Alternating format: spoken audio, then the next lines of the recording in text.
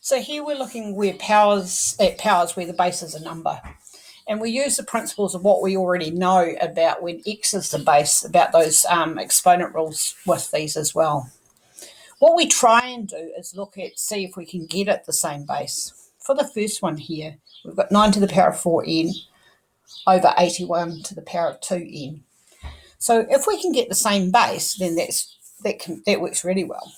And we know that 9 and 81 are linked because we know that 81 is 9 squared. So we're going to rewrite it as 9 squared.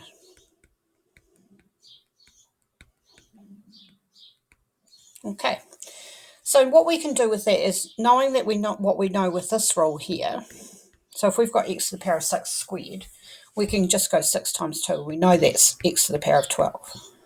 Okay, so the same thing happens here. We can just multiply those exponents together.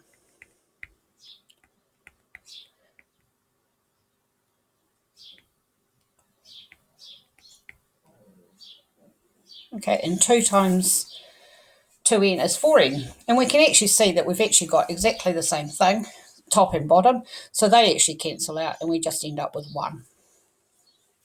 Okay, this one's a little bit trickier because, as you can see, 6, 4 and 3 aren't really related with powers. So, but what we do know is that if we've got x, say 4 plus 3, we can say that's x, or x to the power of 7, for example. We can write that as x to the power of 4 times x to the power of 3. Same sort of thing. We usually use it working backwards that way. So we're going to do the same thing with all of these things here.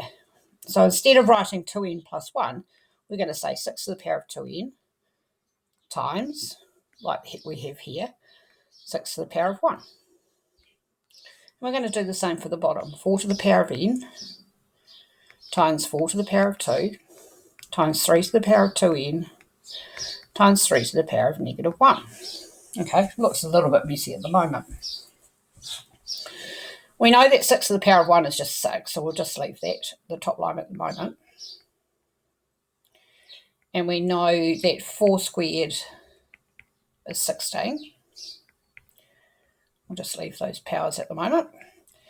Now, 3 to the power of negative 1 is an interesting one with the negative 1. And if you remember your rules about negative powers, all you're doing is flipping it. So instead of having it on the bottom line, I'm going to make the 1 positive and bring it up to the top line. So that now becomes 18. Now, we can work with different bases as long as we've got the same power. I'll show you what I mean by that. If we've got x over y squared, like that, that's the same as x squared and y squared. So if you've got the same power, we can write it together with the power like here. But that only works if you've got the same power.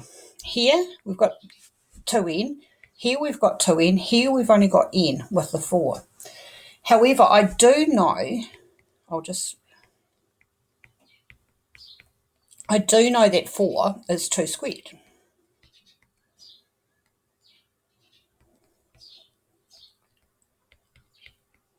Okay, so we can work with that now. Now, we can take that 2, just using the rules that we did over here, we can bring that 2 out with the n. So now we've got 2 to the power of 2n. And you can see that they're all the same power. But how do I get that 2 to the 2n times the 3 to the power of 2n together? Okay, this is where we sort of think of it like this. So let's say we've got x squared times y squared. Okay, which is kind of what we've got there. Different bases, but the same power. We can rewrite that as xy squared. Same thing. We'll just move up a little bit here.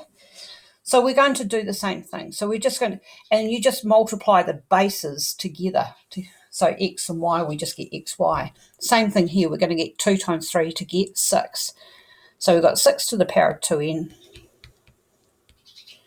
And we've got 2 times 3 to the power of 2n. I'll just do another line of working here. Times 16. And you can see that that's 6 to the power of 2n on the bottom. And see, you've got the same top and bottom, the 6 to the power of 2n, so we can cancel those out. And we're left with 18 over 16, which is just divide by 2, 9 over 8. And that's how you simplify with powers where the base is the number. Use what you already know in terms of x to the power of 4 or x to the power squared and things.